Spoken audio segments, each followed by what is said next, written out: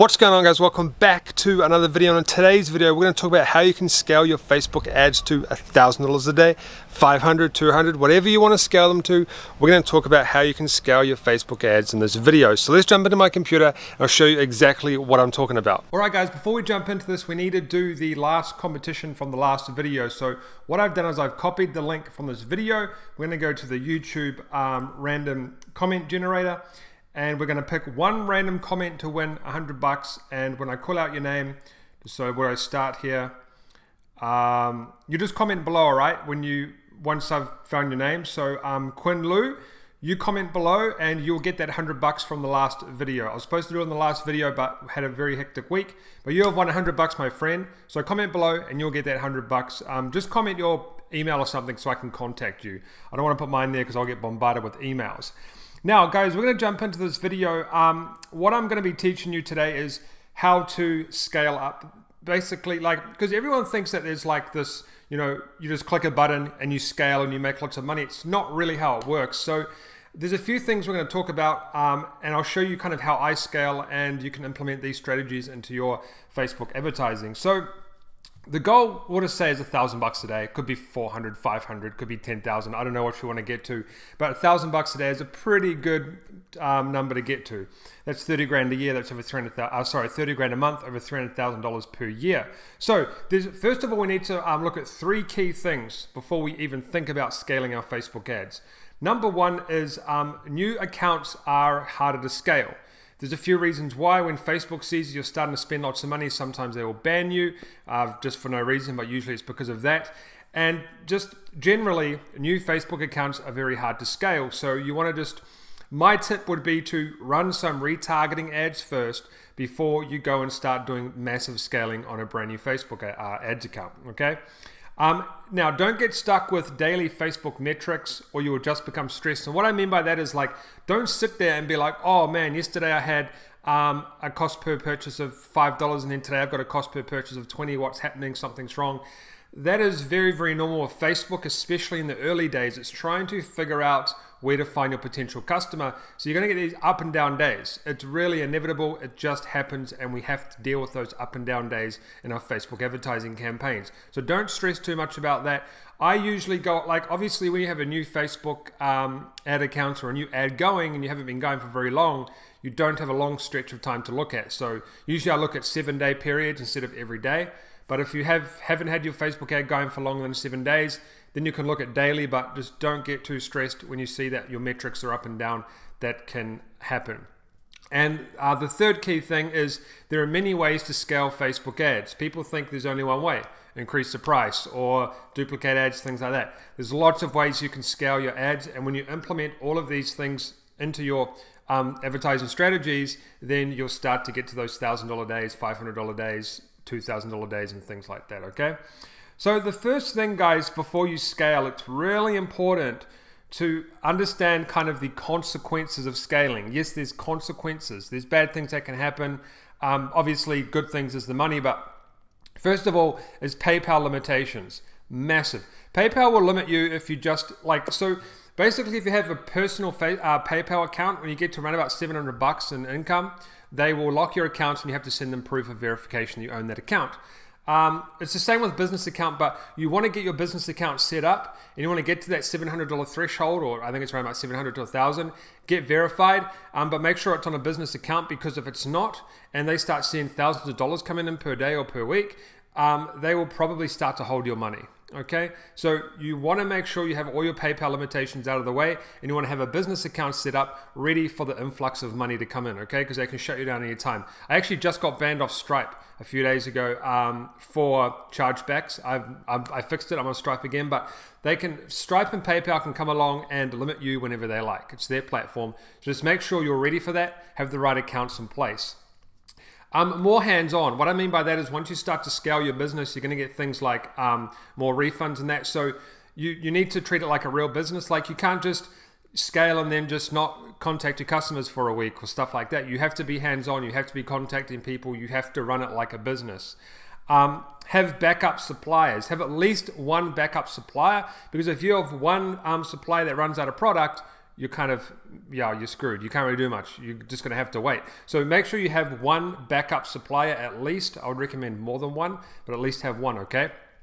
And have one backup credit card at least as well, just in case when you actually go and, you know, you might limit out your credit cards or something like that. Your credit cards have a limit, so you might want to have more if you plan to scale up big. And also missed out here, more refunds. You are going to start to get more refunds when you scale, so it might be a good idea to get a virtual assistant to handle this for you, because you will probably be handling customer service and other customer service things and stuff like that. So you can get a VA for all your customer service stuff, but I tend to do most of the talking to my customers myself because I like to be more, on a more personal level. But for refunds, it's easy to hire a virtual assistant to sort that stuff out. And then products, some products are easier to scale than others. A lot of people don't really realize that. Some products you literally just can't scale, just doesn't work. So it's really important to kind of figure out, you know, it's really important to have a product that can scale, okay? And you want to make sure that you have a product that you can scale no matter what you do. This is really, really important to your scaling, your scaling journey. So let's go down to basically the 2 factors that I care about. I don't care about anything else. ROAS, return on your ad spend, okay? And cost per purchase. I don't care about click-through rates. I don't care about link clicks. I just don't care about that stuff. Those metrics are really irrelevant because it comes down to who's buying from you, okay? Are you making a return on your investment? And what is your cost per purchase? Those are the 2 things that are really important, because if you're in a positive ROAS or return on investment, return on ad spend, whatever it is, then you're making money. If your cost per if your cost per purchase is $10 and sorry, it's something in my throat. Then you're making like $30. You're spending $10 to make a $30 sale.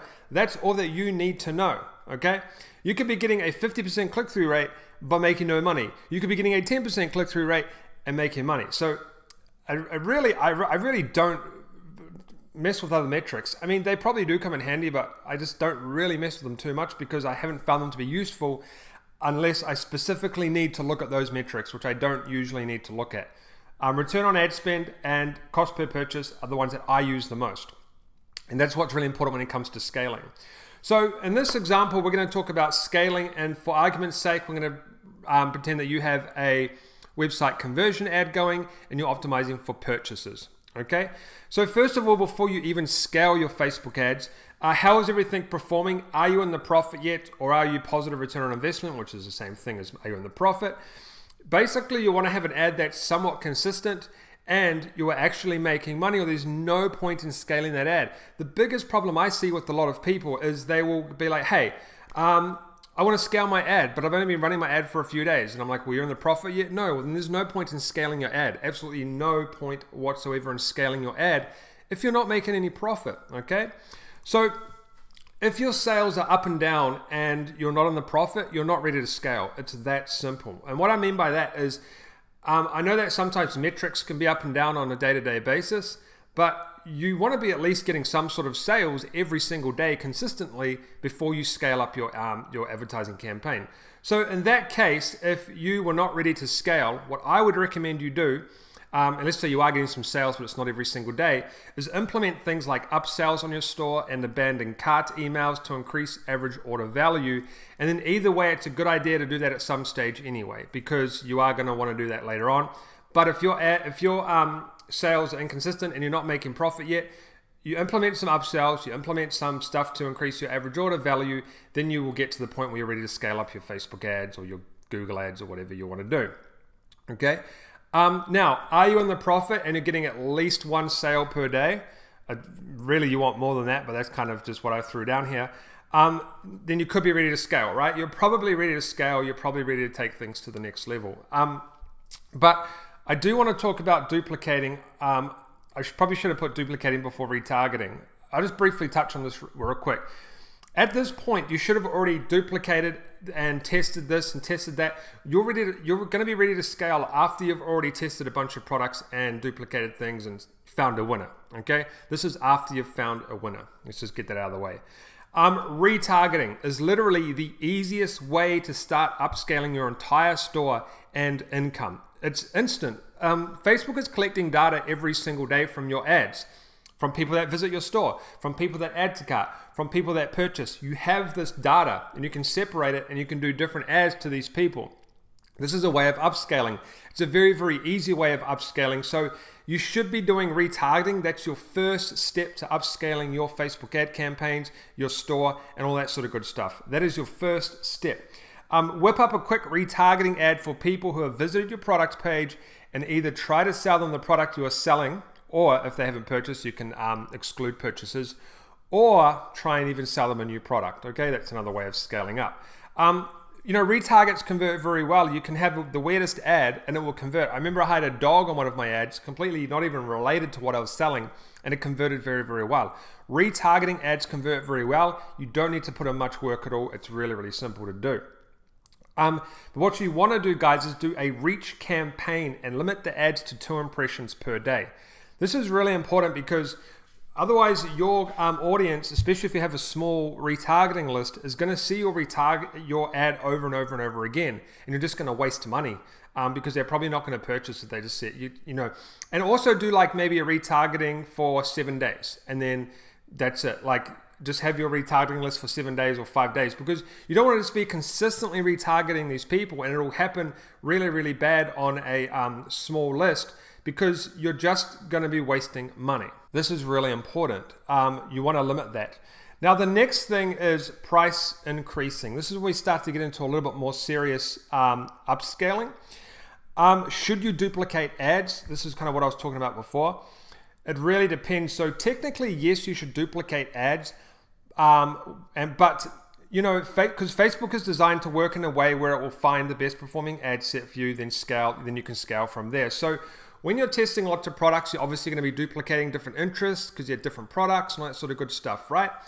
But what people do, because they've been taught, is they will duplicate the same ad over and over and over again, and they don't change anything. That's very, very bad, because you're going to just have all of this overlapping. That's very, very bad. And we'll talk about that a bit more in a second.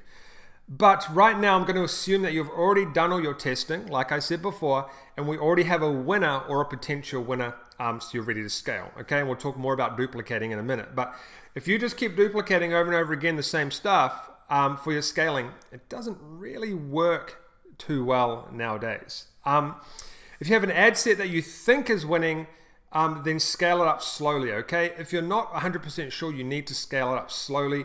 Slowly is always the best way, because you'd never really compromise anything with your Facebook stuff. So what I mean here is basically, if you have an ad set that you think is winning or is a winner or it is winning, if you just increase the budget slowly, then that's a way of scaling every single day. But don't go from like $5 to 100, 100 to 300, because you are going to compromise your ads and they're not going to perform very well.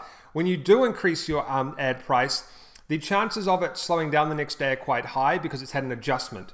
But you can go into your data and you can follow everything. And then if you see that you've had a bad day after an adjustment and it still keeps going, you can actually go back, and Facebook is smart enough to figure that out and you'll be all right again. But just be aware that when you slowly increase your price on your winning ad, you are going to have a couple of days or at least a day later where it's going to perform a little bit bad. It might not, but the chances of it happening are quite high. So it's always actually good to, as well, increase your Facebook ad budgets in the morning so it has all day to adjust. That's quite important. And this is a great way to scale as a beginner. Like really, really simple. Retargeting and increase prices on your winning ad set, okay? It works. But like I said before, duplicating the exact same ad over and over again. So what I mean by that, I talked about it briefly before, is a lot of people will be like, hey, I've got an ad running for 10 bucks.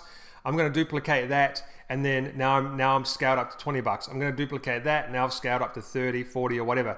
You're not scaling. All you're doing at that point is you're duplicating the same ad set into another ad set into another same ad set, and you're causing Facebook all of this confusion because Facebook is just overlapping all of these ad sets, and two things happen at this point. You get really, really, really inconsistent days, and you'll be able to tell because you can cross-reference all of that with the overlap tool that Facebook have, or your ads are just going to die. There are two things that are going to happen. It's never really a good outcome, and I'm talking about people that will duplicate the same ad 5 times, 10 times, 20 times. And they think that, okay, now I'm running these ads at $200 because, 5 times whatever or 10 times whatever, I'm scaling. That's not the case. Okay, you're not scaling, you're just creating a headache for Facebook. So try not to just duplicate the same thing over and over again. When you duplicate, you want to have changes. So the first thing I would recommend you do before we get into any serious scaling is to duplicate into interest and age. Because we're going to talk about lookalike audiences in a second, but you want to do those later because it takes a while to build that stuff up. So now you should have a winning ad set you can play around with a bit more, something that's kind of, increase the price a little bit, you're making a little bit of money.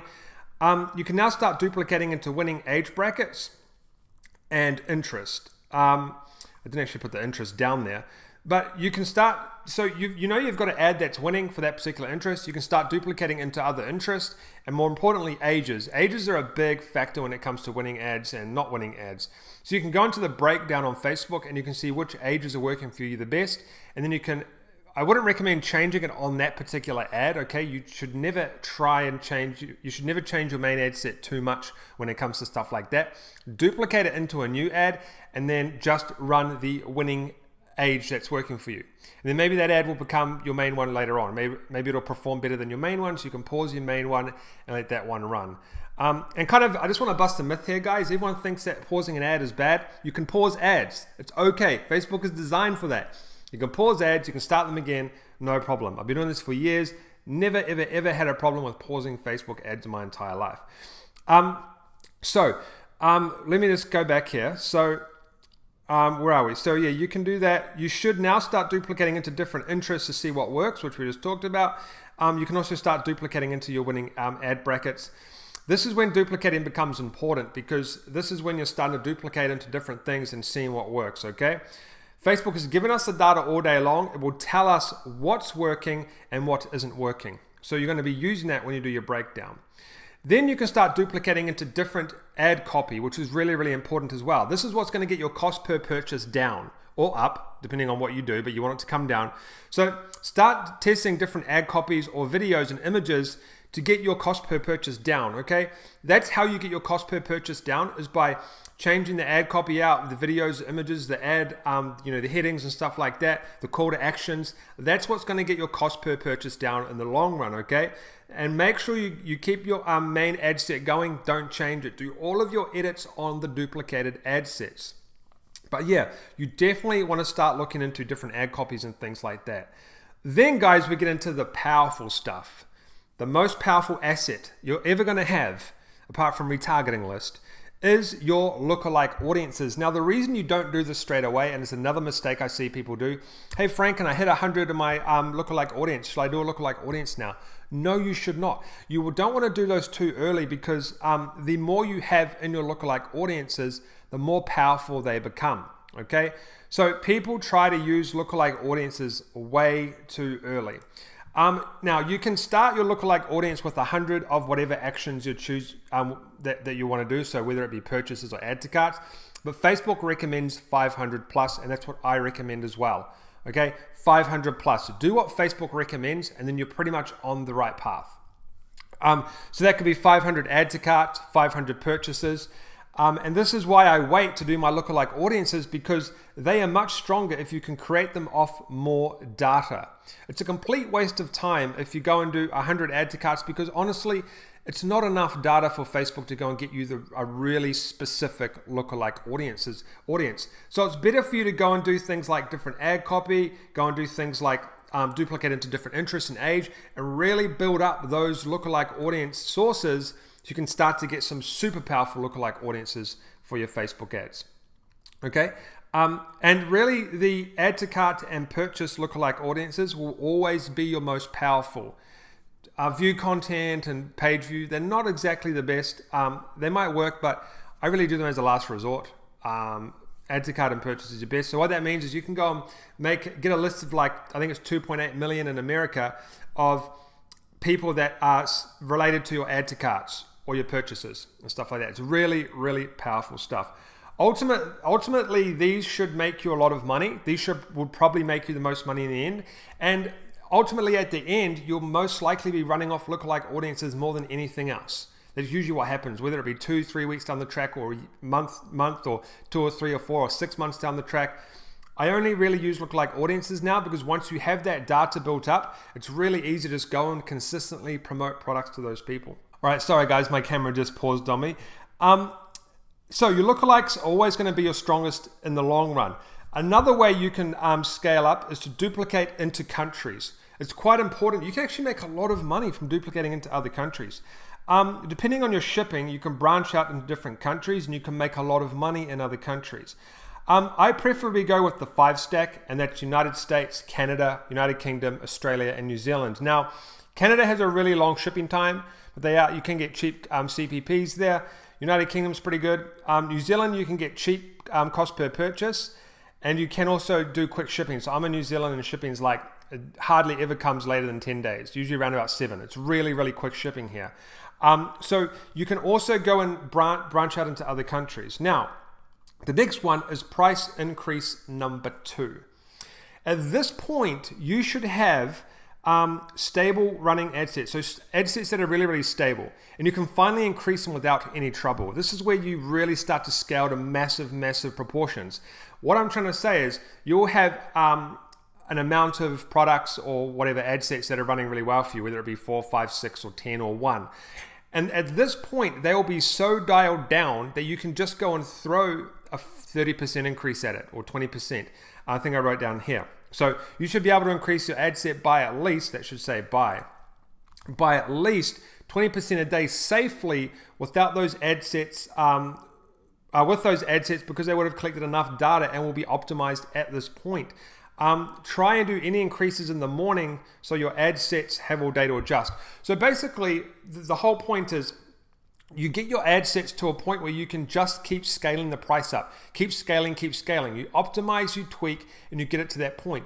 Don't be one of those people that get an ad going and then a week later that you want to upscale just because you had a few sales that week. You want to make sure that ad, don't just increase the price. You want to make sure that that ad is ready for massive, massive price increases. So you need to optimize it. You need to duplicate into different ad copies. You need to duplicate into different interests. You need to make sure that ad is ready to be scaled up to the next level. Okay?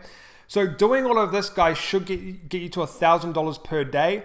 No problem. But the trick is to take it easy. Then when you have a nice, consistent winning ad set or multiple ad sets, you can scale quicker, which is what I just talked about, okay? So that, my friends, is how you can scale to crazy amounts, but it's really important to understand that there are some consequences with scaling. It's not all about money. You're going to have some problems. And worry about these 2 metrics, okay? And just, start with retargeting. It's the easiest way to scale your campaigns. Then do a slow price increase, not a big one. Then go and do duplicate into interests and ages. Then, different ad copy. Then your lookalike audiences. That's when you get to the powerful stuff. And please don't think that scaling is when you take one ad set, you duplicate it into another, and you duplicate it into another, and you don't change anything. That is not scaling. All you are doing is creating more problems for your Facebook account. All right, guys. Now, before we go, I just want you to know that I have started a new Facebook group. This is different from my online Samurais, which has 40,000 members. It's amazing in there. But I just started one called Shopify Samurais that's specifically for Shopify, guys. So come in here, and I'm going to be giving free information all the time. I'm in here every single day giving out information. And yeah, it's free. Come and join. You'll get approved. No spam. We don't want that in here. And you can come in. This is the easiest way to chat to me because I don't give out my email and stuff like that. So come into here, Shopify Samurais. I'll leave a link in the description. Hit that like button. Hit that notification button. Hit that subscribe button. And feel free to go and watch another video that's about to pop up on the screen. And I'll see you soon.